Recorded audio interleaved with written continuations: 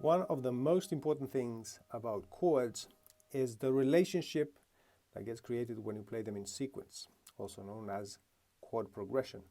Now what I've done here is literally just play not the entire chord but the bottom two notes of the 7 diatonic chords in the keys of E flat major. So once again. And what I've done there is this idea of playing 4 chords in one hand position and 3 in another, and that is 1, 2, 3, 4. Obviously, if you were to play the entire triad, you'd have to add that third note with the left hand. But again, the relationship between the chords is one of the most important things about this idea of chords. We're going to use here, well, first of all, we have here a brand new illustration, a brand new diagram that you can download from the website for free. There's loads of gorgeous resources on there.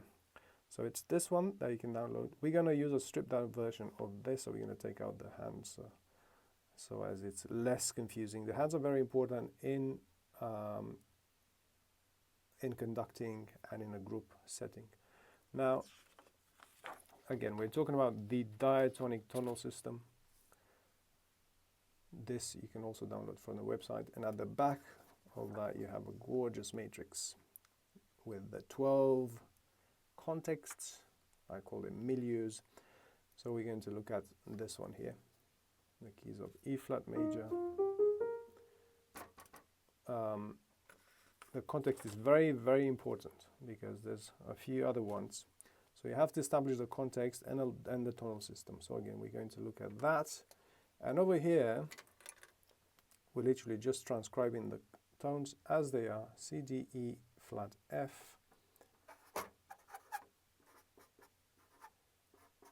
And so on. And you get all the chords, so you know what you're looking at. And then slowly, slowly you can begin to identify them just by the way they sound. And you'll know which one's minor, which one's major, which one's diminished, and so on. It's a good start, at the beginning of your journey. It's a good thing to do at the beginning of your journey. Now, the relationship between the chords is up here. So you're not using the tone names anymore. You're using this conceptual idea of a chord, which is a version of the solfege. Right? So between this and this, there's a perfect fifth relationship, and so on.